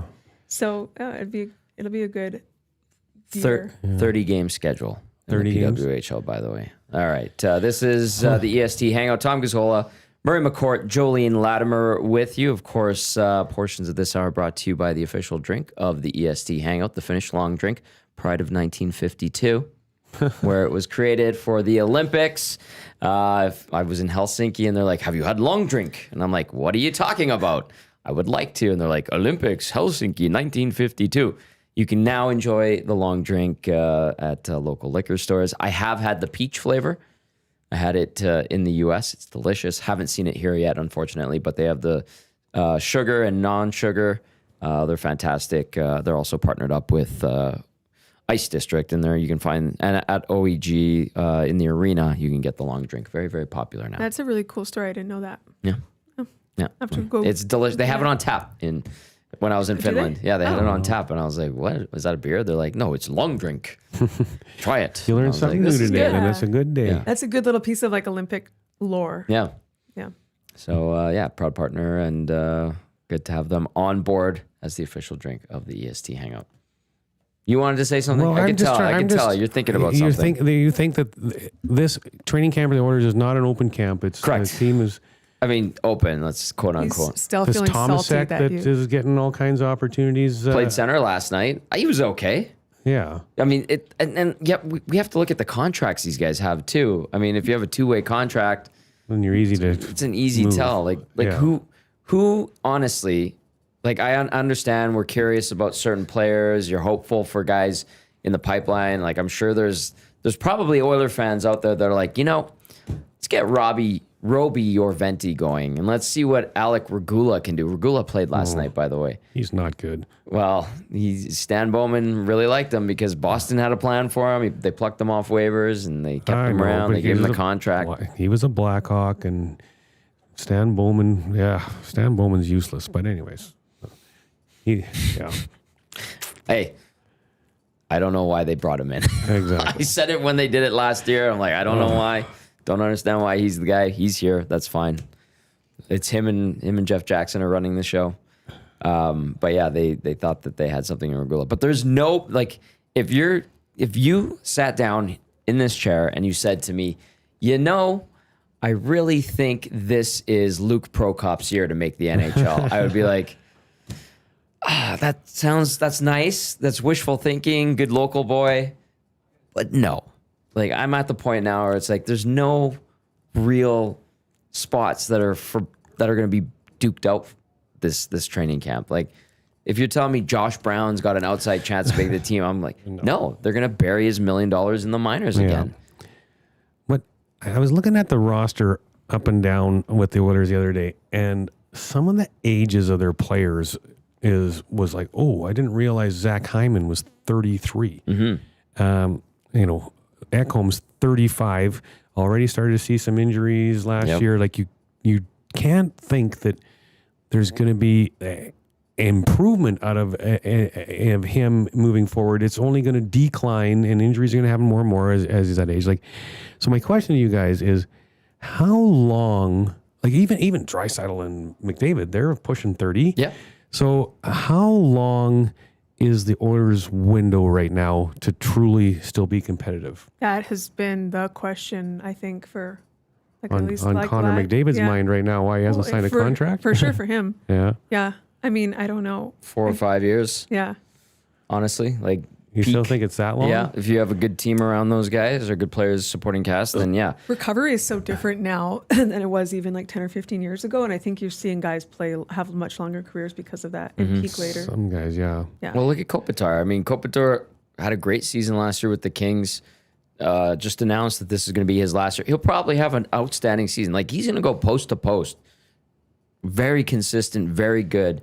And I don't recall him having like just tremendously bad injuries throughout his career. I think you're going to be able to see Anze Kopitar walk away with a healthy body, made it to the tippy top of the mountain, won a couple of times. Like, everybody speaks highly of him. Like, you're right. I think there's something to that, Jolene. Like, the maintenance and care and knowledge of the human body and athletes' bodies is continues to evolve, right? And then you have to think about the aspect of like being a gamer. Like, a true gamer finds a way to evolve their game as they age or as the game itself evolves. And I think you have a lot of real competitors with this group who are going to look at their game and think, okay, I'm declining in these areas. How do I adjust? And you see the top athletes like doing that so much more these days. Nuge is a great example of that, I think, because, top 6 guy, but really now as he's aging a little bit, I mean, he's a great third line center, right? Sure. On this team, I think he would still suffice as a second line center on a lot of teams in the league. Weaker teams, granted, but yeah. But like you even hear, like I don't like listen to New Heights very often, but I was hearing Travis Kelce say that he went down to Florida this summer and was working like a lot on his footwork. And he was saying because of that, like, now I know that they haven't had the best start to the season, but this was before the season kicked off. He said that like, because someone was saying he looks a lot faster, and he's like, I'm not actually like any faster, but I just look more fluid because I worked so much on my footwork, like little details of the game. You brought up Kopitar, but that made me think of Clayton Kershaw. Like, he had a declining fastball like the last 10 years, maybe 7 years ago. Yeah. And he really put in the work to like just focus on the fundamentals of his mechanics to work around where his like deficiencies were as he aged. So I think like, and that's new. Like, as technology improves, athletes who have that competitive fire are looking at just the tiny little things in their game that can help them, give them more power, or can help them like not wear their muscles as much. You see that a lot with True Movement, which I did a story on. Their headquarters is right here. A lot of hockey players use them. A lot of Elks use them. They'll go in their full gear and use a True Movement platform. That's like, if you can imagine, it's kind of like a reformer Pilates platform, but built bigger for athletes. In their gear? They'll go in their full gear, and Really? they will isolate like the tiniest little movements to like help them either protect or just get more power out of the way that they're skating. So they're taking all of these measures now to just like focus on just the little things that can prevent injury or can help you like work around something. And we have a lot of people on the Oilers who really care and put in that detailed level of work. Yeah. So I think that extends the window a little bit for them, in my opinion. Yeah. That's interesting. Hockey off season is so short, especially the Oilers the last couple of years going to the Stanley Cup final. It is amazing in that few months what they can do to their bodies. And like Stu's a great example with, how he's transformed his body. Well, he transformed it last offseason to get bigger. Now he's transformed it this offseason to get smaller. Connor Bedard, you should see that guy. He, at the end of last season, just a little slight guy, whatnot. And he decided this offseason, when guys like Frankie Nazar, Oliver Moore coming into Chicago that skate so darn fast, it's unbelievable.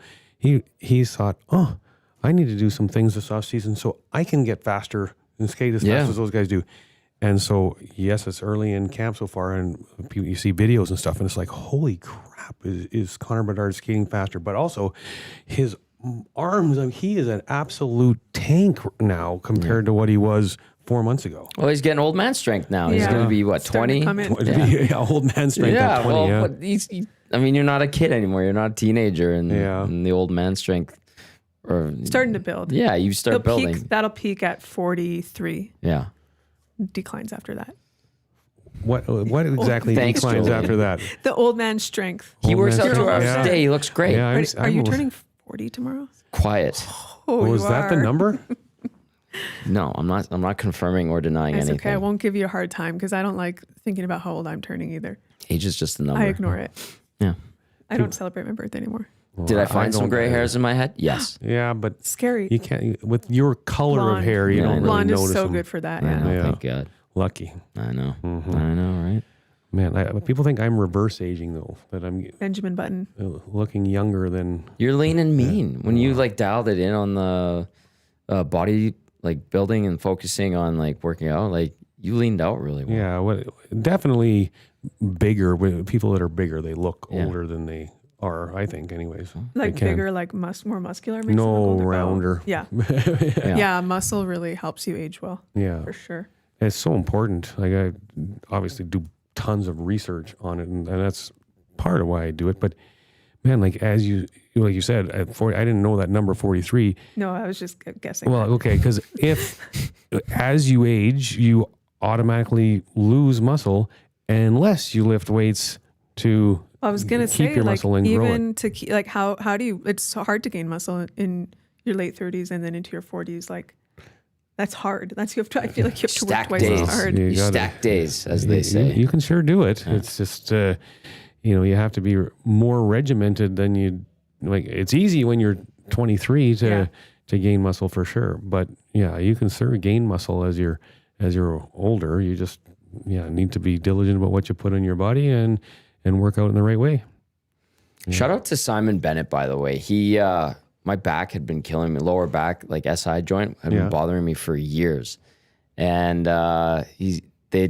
everybody at Archetype, they did like a physio course, and there were members that were there. They're like, "Hey, let's practice on. Do you want to go through some stuff? What's bothering you?" And I'm like, "Benny, my back is killing me, man. It's been killing me. I've told you this." He's like, "Oh yeah, I remember you." He's like, "Hop on the table," and he worked like my hips and my back for like 15 minutes. He's like, "You're unlocked. Step off." And I got off the table, and I'm like, "Oh my God!" And it just, what a game changer. Because there were days where I'd wake up and I'm like, "Oh my God, I feel like a late 30s guy. My back's killing me." And in the 2 weeks since he's done it, I feel spry again. It's unbelievable. Something obviously caused that to happen, though. So if yeah. you Hockey? don't change the habit, I think it was golf. it'll come and- back. and like, not exercise, not stretching after hockey, and just like going to bed after I played or whatever, and not doing any like yoga stuff like that. He's like, yeah, it built up, and Because your back is like, you're like hunched over Yeah. for hockey. So you can see that. golf too didn't help, and like twisting and all that. Yeah. And so it was like a culmination of all those things. And he's like, "Oh yeah, I can see it when you walk." And I'm like, "Fix it, man." And the fact that you're about to be 40. Yeah. As Bones put it, it's okay, Tommy. You can trade 2% of your age to Zach. Happily. Oh. Happily. All right. We have about 20 minutes left. Let's go to Play Alberta over under. Let's talk a little bit of Elks. I know you were talking about the vibes earlier, Jolene. And someone did mention that they do have a flag football program, which I think started this year, just recently, which is good. We were talking about that earlier in the show as well. But the CFL as a whole, I think, could take the initiative. But good on the Elks for starting that. Tough loss in Hamilton. Another walk-off field goal, just like in Toronto last week. Issues with the officiating, replay booth. Bottom line is they lose again. The 4-9, 4 games remaining. Yeah. Over under on how many wins they get the rest of the way. Saskatchewan this weekend, by the way. Oh, boy. Yeah. Over under on how many games they're going to win. I'll set it at 1.5. Over. So at least 2 wins. Jolene, let's Knowing see. almost nothing, I'm just going on sheer vibe. I'm gonna take the over on that too. I like positivity. I'll also take the over because I think there's still some fight left in pretty skilled team, but Yeah, that there was a is. disappointing 2 weeks. Oh boy, walk-off field goals back to back. It's just gut punches. Like they have lots of talent, and I mean they're working hard. They just haven't figured. Like, winning's not easy. The injuries that have stacked up Sure. too. Yeah, but I mean every team battles injuries. You got to battle through that stuff and whatnot. But yeah, it's just as a fan, it's just heartbreaking. And now that you said they're 4-9, like I'll still go back. Like we talked about it last week on the show. Like Cody Fajardo was just okay. Like Yeah, I he's really adequate. wish they would have just ran. Especially now they're 4-9. Okay, if they would have been, whatever 5-9. 5-9. If 5 they would, and 9, if they were 7-7, or maybe I'd be thinking a little differently right now. But man, I just wish they would have ran with Trey, went and lost with them. Then at the end of the year, we know what we have. If we have something or we don't have something, I still think we don't really know. I don't feel that Fajardo's played significantly better than what Trey was before. I'm a massive Trey guy, and I don't know. I just think that they made a mistake rolling over to Cody when they did, and they just should have rolled this season with Trey.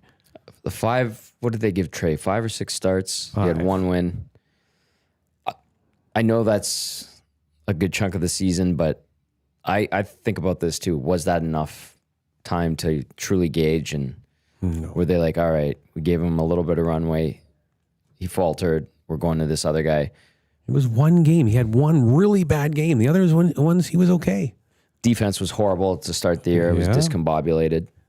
Yeah, I still think they'd be in the exact same spot, maybe even better if they had Trey. Like one of the things that Cody's struggling with is he gets sacked a lot. Mm-hmm. Trey hardly ever gets sacked. True. I mean, he's so elusive and just brings that. His legs are just a different dynamic that Cody doesn't have. And sure, maybe he's a little bit better, more accurate passer. But I mean, Trey's 26. He'll get better Yeah. if he plays.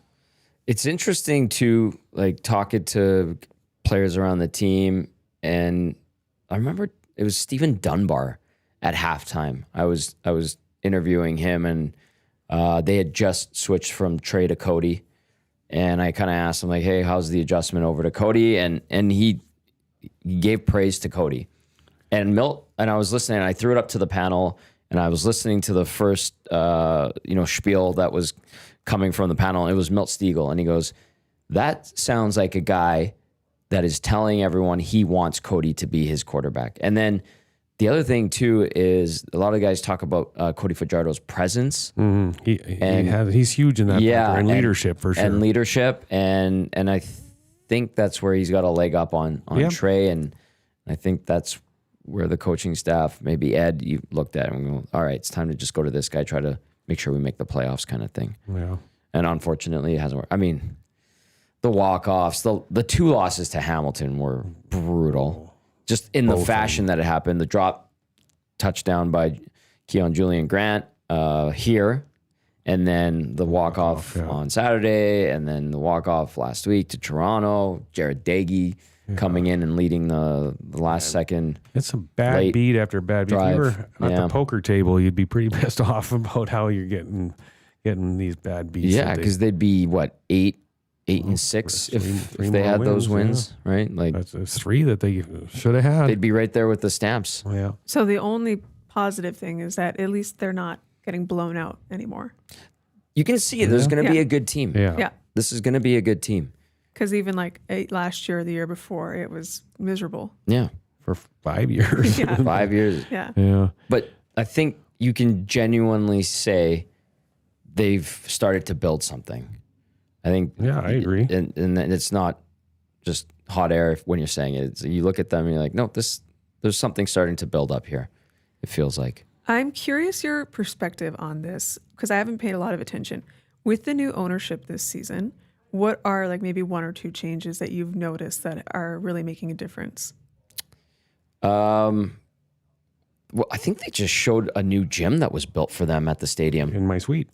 I was wondering about. I'm like, where the hell is that? Yeah, it's. So they moved everybody out of that suite, I go do a few pull-ups and as you should. You pay good money for that suite. Yeah. So my suite used to have 4 sections to it of 10 in each section. Now it's just 2 because the rest of it's all gym equipment, and they put a bunch over in the corner to make room for my suite, and co-op is the suite beside us, and so all the gym equipment's in there, and so I've been actually talking to them saying like, is this going to grow bigger? And you're going to tell me I got to move to a different suite I was or wondering whatever? that. And they're like, no, you can stay there as long as you want, and as long as you're comfortable. And okay, He's got a great setup. Really? Yeah. I have to come visit you. yeah, Yeah. anytime. So literal investment in the franchise, that's noticeable, I would say. In-game stuff. I mean, they do a lot more entertaining, trying to get that vibe that you're talking about in there. To me, the biggest change it isn't necessarily just with the owner, but he's the part of it. Is a new president who's an outstanding human being. A new GM, new head coach. I mean, defensive coordinator, offensive. But they have hired a lot of great people, and. Like in particular, President Chris Morris and Mark Killam, they're great people, and like Killam's a great leader. The players love him, and so to me, when you hire good people, good things are going to follow. And it might not happen as quick as we want it to as fans, but if we stick with, and JC Sherritt's another one, he's an unbelievably good guy. Like with this many quality people in the organization, the culture is going to change, and it's going to trend into a very positive direction. Like I said, maybe not as quick as we all wanted it to this season. Could have if a couple of coin flips went our way. True. But I next year, I'll say this right now. Next year, Edmonton Elks will host a playoff game. That's would be so exciting. Yeah. 3 in the last 2 decades. They've had 3 home playoff games. Yeah, we're ready. The last one was Here we 2015 are. Western Final, which was great. I think they had like close to 38,000 for that game. They beat Calgary, went to the Grey Cup, won that Grey Cup. Nothing since. Yeah. We're talking about 10 years now. No, I home remember playoff growing games. up, I just took it for granted that they would obviously, Yes. like, I never thought that they wouldn't be in the playoffs. Yeah. Yeah. In that win against Calgary in the Labor Day rematch, when they had the lower bowl full, the CWs was busy. in the upper bowl, They opened up the upper bowl. Like you can see it. That was proof that the willingness and desire from people in the city for this team to have success, it's still there. Name change, no name, whatever. Like they still want to see the green and gold win. Yeah. That was encouraging. It's just, they faltered the last 2 weeks. Sounds That like was the a good lower. game. Sorry, I was just gonna say it sounds like the lower bowl for this weekend's game is sold out. Oh, Good. really? Yeah. Wow. So Okay. I don't like it should be bumping again in the stadium this week. So are you going?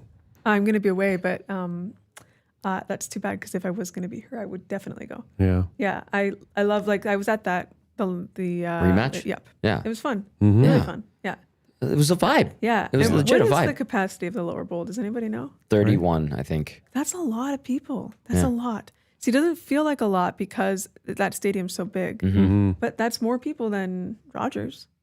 Well, yeah. I mean, Yeah. Rogers Place like Yeah. 18,000. Yeah. So, like, technically, like, more people are coming out to, like, per game. Yeah. Like, it's just, it doesn't feel like it because there's so much space in there. But I love when that bowl is full. Yeah. And somewhere in the upper bowl, like hopefully there'll be some in the upper bowl again Yeah. this game too. Like Mm-hmm.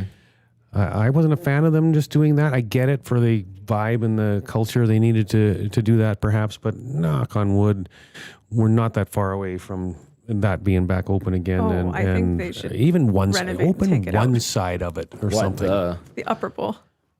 It would feel so It much would make better. it seem minor league to me. Like, Well, like almost like, well, you've been to a lot of other CFL stadiums. Mm-hmm. Are any of them as big as ours? no. Yeah. BC Place is the closest, and it's really nice, obviously. They put $650 million into it after the Vancouver Olympics. And then they're putting a bunch of money and bringing it even more up to date with the World Cup coming up. You can see it on the broadcast. They have whole sections kind of tapered off, or taped off, pardon me. They're renovating BMO Field in Toronto right now. You can see that it's kind of a construction site. But yeah, like Saskatchewan and Winnipeg have the best CFL stadiums. Oh, really? They have the perfect CFL stadiums, like 33,000 amenities, creature features. The locker rooms are state of the art. Like Creature features. But you said Yeah. if they took out our upper bowl, it would feel too minor, but it would still be if 31. you literally just took out the upper bowl of Commonwealth Stadium, it would be like a glorified McMahon Stadium, which is an awful stadium. just because of the way it's built, like Yeah. just because it's designed. It's old. It is. It either needs to be replaced or it needs a lot of love. And I think there's still, I don't know, you would have a better line on this. They're trying to figure out what to do. I think part of the purchase of the team was a plan for Commonwealth of some sort. Or it's Or a new stadium. A new stadium potentially too. I mean, I think that's still to be determined which way that goes. But I think Larry Thompson is open to either moving forward. But something's got to happen. I know the trend in the CFL is like these 25,000 seat stadiums, which I think is rink-a-dink, in my opinion. And I think with Edmonton being the event city, big show type of city that it can be, we just saw these concerts roll through. Like I think Edmonton's capable of like a 40 to 45,000 seat stadium, a nice one. Yeah. Yeah, that's a good point. We get a lot of big shows because we have a big stadium. Exactly. Yeah. The capability. And I wouldn't want to see us as a city lose that. Yeah. Which if it did happen, I'd be very disappointed and we lose some of that swag, if you will. But the investment in the team, and I think a lot of with Larry and the Thompson family taking over, I think with how they've literally invested in the team, it shows where the board and where the ownership, quote unquote, was really lacking and how it devolved over the years. Yeah, that needed to change. Yeah. Yeah. So it's great. I think they're heading in the right direction. It's going to be an exciting ride, I think. But Yeah. Except these rule changes make it less exciting. Well, we're 11 minutes away. 11 minutes away. Yeah. Yeah. Yeah. It's 11 minutes. You can't spill the beans. I said that you had some good ideas that we might hear a little bit He has about. to prove himself trustworthy, so he'll keep getting That's right. scoops. Well, I didn't have to sign an NDA or anything. It was just But he's a pro. He's not gonna Thank give you. away. Yeah. if we read between the lines, the rouge is getting tinkered with, and you're not going to get a point if you miss a field goal, but you will if you punt it in the end zone. That's Murray. That sounds logical that and sounds like a good logical. idea. Yeah, That's all I'll say to that. And it sounds like that's what's going to happen. One of the things that's going to happen. I'm okay with it. I'd be okay with that too. Like, should you get a point if you miss a field goal? No. I don't think so. I don't think so. I don't think so. I mean, if you bomb a punt and it go. The punting, it's get an it. art. And that's the rugby style. And I get the punting side of it. But when Liram Hiralahu is missing a field goal in the dying seconds of a game to break a tie score, and he's celebrating because he won the game with a missed field goal, it doesn't feel right. Yeah. And I remember that he was like, yeah, and the Argos were running and celebrating. I'm like, you won on a missed field goal. Like, that's not cool. Yeah.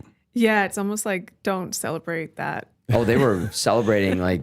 But you won, so. Yeah. And then the Elks last year sent Jake Julian out against Toronto to punt through the end zone To win a game, yeah. and they won. And I'm like, oh my God. Like, they didn't even bother with Blanchard that game to miss a field goal or even try the field goal attempt.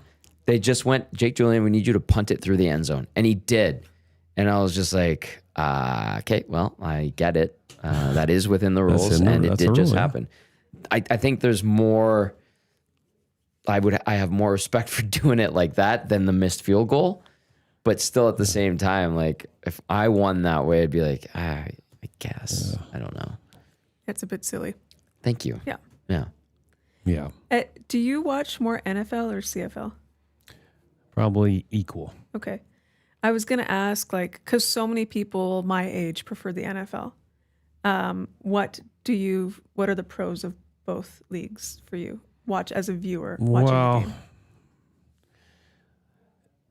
Obviously the talent in the NFL is far superior. So you're watching better athletes make bigger, better plays. But for me, I mean, I'm supporting my team, Edmonton. I'm the same. I don't watch a lot of football if my team's not in it. I'm an Elks guy, and I'm a Dallas Cowboy fan. Ugh. But I watch my teams play. If my team's not playing, I'm probably not watching. That's how most fans are for hockey and baseball. But for NFL, people tend to watch. Like the Super Bowl only has two teams and it has the biggest TV audience. It's Right, kinda I weird, watch kinda that for backwards. sure. But I typically, I'm not that invested in it.